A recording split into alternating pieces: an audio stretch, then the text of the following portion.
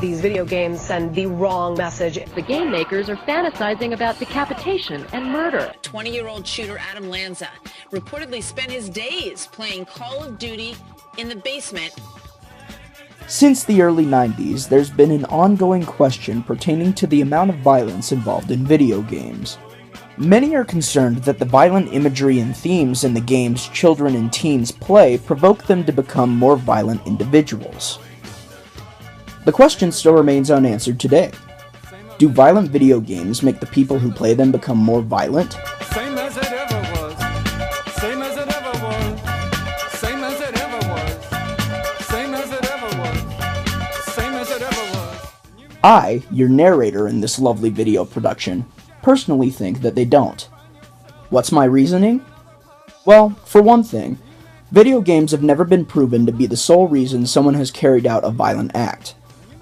For another thing, many claim that the video game industry should be held to a higher standard, that developers shouldn't be allowed to put such violent acts in video games. Well, the United States government begs to differ. And while you might not believe me now, sometimes violence in a video game actually has a reason to be there. But let's skip the idle informatics and get right on into the meat and potatoes of this subject. Delicious. Violence, in any form, will affect literally everyone in a different way. Every single person's opinion on violence will be different because, their opinions. Everyone is raised by different parents with different moral beliefs and values that will more than likely be reflected on how their child acts or perceives different experiences. It's an endless repeating cycle. In short, the level of violence that is deemed acceptable will never be the same for any two people. So simply claiming that a violent video game is the sole reason an individual decides to go and shoot up a school is dumb and stupid, and you should be ashamed of yourself for thinking that way. The most notable example of this is probably the Columbine High School Massacre, the deadliest high school shooting in American history. If you somehow don't know what I'm referring to, let me give you some backstory. On April 20th, 1999, two 12th grade students at Columbine High School, Eric Harris and Dylan Klebold, stormed their school with an arsenal of nearly 100 homemade bombs, an assortment of knives, and various assault rifles and machine guns. Within the span of about 47 minutes, they proceeded to kill anyone on campus they could find. At the end of the day, they killed 12 of their fellow students, killed one teacher, injured 23 others, and then turned the guns on themselves. Since that fateful day, people have wondered what caused the two boys to go rogue. What was the real reason they shot up so many of their own classmates? Many say that their reasoning was only based off of the influence of some violent video games. Really? Really? The only reason these two poor kids decided to go kill their classmates was because they were seduced by pixelated aliens? No. Let's take a deeper look and see how violent video games actually did affect these individuals. After their killing spree, it was found that both shooters actually kept extensive journals. If you really want some evidence that these two boys were literally insane, have a field day reading through these.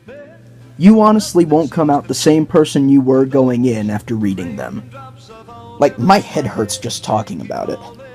Particularly in Eric's writings, he directly compares the destruction of their school to occurrences in two very famous video game series, Doom and Duke Nukem.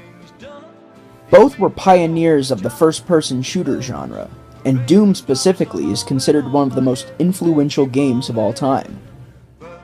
Duke Nukem puts the player in the shoes of Duke Nukem, a CIA agent who fights criminals and aliens. Doom puts the player on a secret base on Mars and tasks the player with killing hundreds upon hundreds of demons. To directly quote one of Eric's journal entries, "I have a goal to destroy as much as possible, so I must not be distracted by feelings of sympathy, mercy, or any of that. So I will force myself to believe that everyone is just another monster from Doom. I have to turn off my feelings. I want to burn the world." Both shooters saw themselves as gods. They were rejects of the human world, but they knew they had self-awareness. for more evidence that video games were not the sole reason for their rampage. It was found after their deaths that one of them was under the influence of drugs during the attack. Not only that, but in their journals, they both referred to the Columbine Massacre as NBK. It was the initials of a name of a movie that they both admired. Natural Born Killers. You can make your own assumptions why they loved it so much.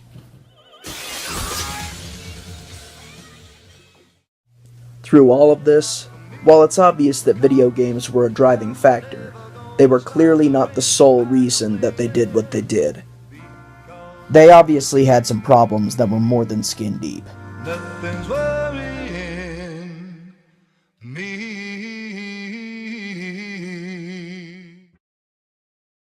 Just because I say I don't think video game violence causes the people who play them to become more violent, that doesn't mean I'm saying all video game violence is warranted.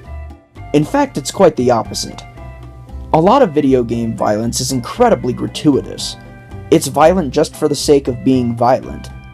Some would even say violence and video games have always been paired together, even since their inception. Just look at the world's first video game, 1962's Space War. Holy crap, oh no, that ship that you, the player's controlling, just blew up that other ship. He could have had a family. He could have had hopes and dreams and... Yeah, overly concerned parents have always been a thing. Even before video games. Now look here, little Tibby, you can't go chewing on no gumballs, because if you go chewing on the gumball, it'll get stuck in your throat and you'll suffocate yourself. Look, you get the point. Violence in video games didn't really start to become a problem until 1992. That year marked the release of Mortal Kombat, an over-the-top arcade fighting game. Compare the violence in Mortal Kombat to a game released only 5 years before, 1987's Contra. In Mortal Kombat, with almost every blow to your opponent, you spray their blood all over the playing field. If you beat them, you can perform a finishing move where you either tear out their heart, decapitate them as well as pull out their spine, have them impaled, cook them to a crisp, or, my personal favorite, electrocute them to the point that their head explodes. Delightful. Now look at Contra. Yeah, you're still killing the bad guys, but there's no blood. Not to mention, half of the things you kill aren't even human. Video game violence was different before 1992. It was used comically in a cartoony fashion to add to the gameplay. The release of Mortal Kombat changed how violence could be used in the medium. Now video games could be violent just because, well, why not? In 1993, following the release of Mortal Kombat as well as 2 other games, the United States government became concerned with the level of violence being shown to the game's target audience, that being children. One of the other aforementioned games was Night Trap, an interactive movie that was a parody of old vampire movie cliches. It was about a group of teenage girls who were attacked by monsters during a slumber party. The other game was called Lethal Enforcers, a game about a police officer tasked with bringing down a large crime organization. Night Trap, according to the US Senate, promoted relationship abuse and unprompted violence against women. And Lethal Enforcers fell under heat because the game world and the characters in it were photorealistic, and the characters were shot by using a realistic-looking pistol accessory. The Senate claimed that they wanted the video game industry to have free reign over whatever they produced, just like the film industry. But in order to have that happen, they would have to devise a rating system as to not get violent video games into underage hands. Through that, the Entertainment Software Rating Board, or ESRB, was born. To this day, it still rates every game available on the market. Funny enough though, not many people really care. The Call of Duty series is one of the most violent video game series on the market right now. It's rated M for a good reason. Yet despite that, the average Call of Duty player is in 4th grade. If video games truly did promote kids to be more violent, there would be dozens of school shootings every day, and each one would be carried out by 9-year-olds.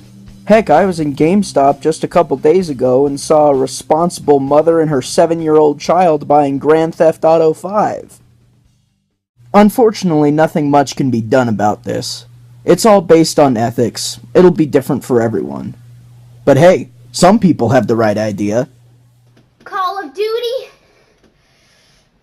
I have a little message to Call of Duty. Do you want to know what I think of Call of Duty? Well, I'll tell you what I think of Call of Duty. This is what I think of Call of Duty.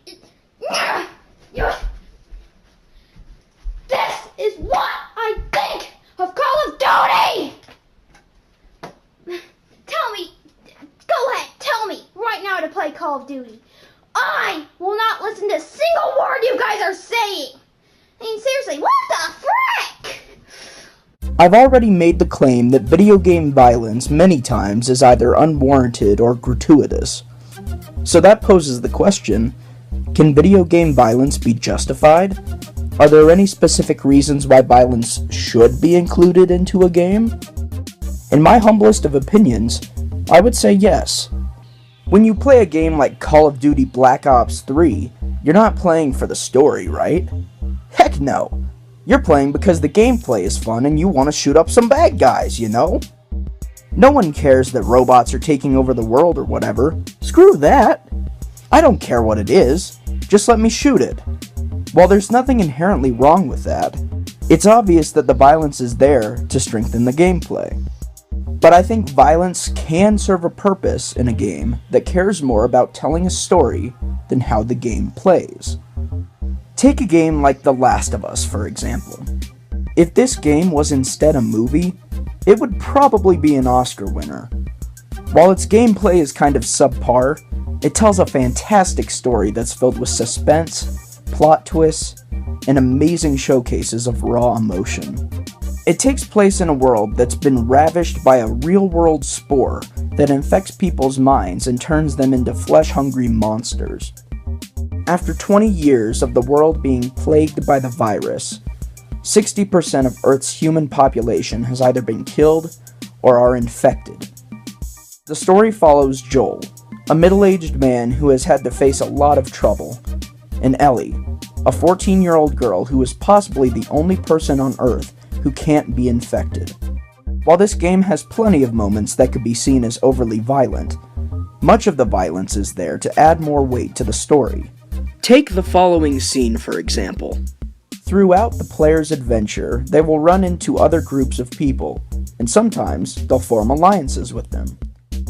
One group Joel and Ellie team up with is a group of two brothers named Henry and Sam. While Henry can be stern at times, he still very genuinely cares for Sam. One day, after being attacked by a large group of infected, Joel, Ellie, Henry, and Sam all settle in for a good night's sleep, and it's revealed to the player that Sam has been infected. By the morning, Sam has gone ballistic, and, well, I'll just let you watch. Screw it!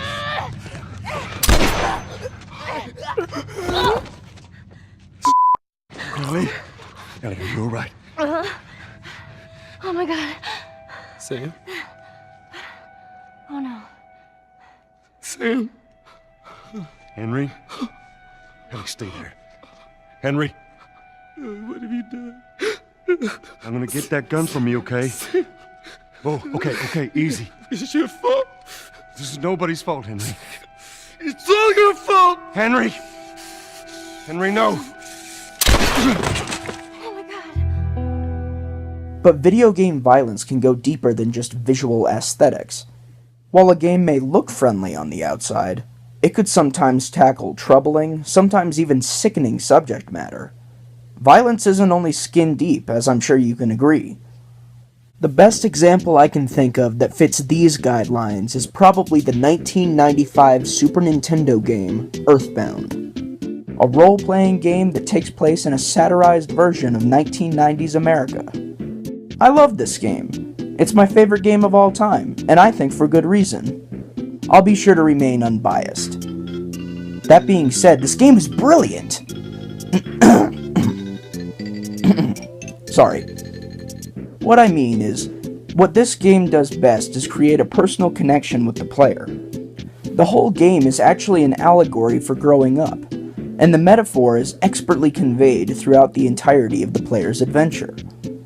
And while the graphics may look like something you would find in a TV Peanuts special, this game can go to some really dark places, both figuratively and literally. Since it is an allegory to growing up, it doesn't shy away from some of the messed up stuff a kid experiences. Do you remember when you were a little kid?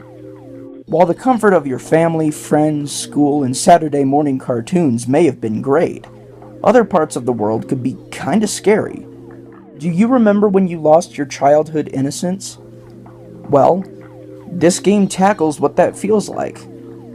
Throughout the game, there are instances of prostitution, religious cults, child abuse, drug abuse, police brutality, kidnapping, human sacrifice, gang violence, and even rape. No kidding. And it all came from this bright, zany-looking, happy game. And while those occurrences may be radically violent, they all have a relevant reason to be there. Each instance of something disturbing metaphorically symbolizes going through a traumatic event as a child and losing part of your innocence. It's freaking genius! But by far the smartest thing about this whole game is its ending. The defeat of the final antagonist is a symbol for growing up. It's a symbol for conquering puberty and becoming a young adult. All of this was even confirmed by the game's creator, Shigesato Itoi, who reportedly based the final battle on a traumatic experience he had as a child that changed him for the rest of his life. It's amazing what emotion this game can make the player feel. While the game may have very violent themes sprinkled throughout the story, they have such a contrast to the fun parts of the adventure that it makes them feel even happier and more fun, just like childhood. Do you remember many bad things from your childhood? Not really. You only remember the good stuff, just like in this game. In a word, this game is a masterpiece, and it's a perfect piece of evidence to show how violence has a place in the video game medium. So, does video game violence actually cause our poor youth's minds to become more violent? Quite frankly, it's going to be different for everyone.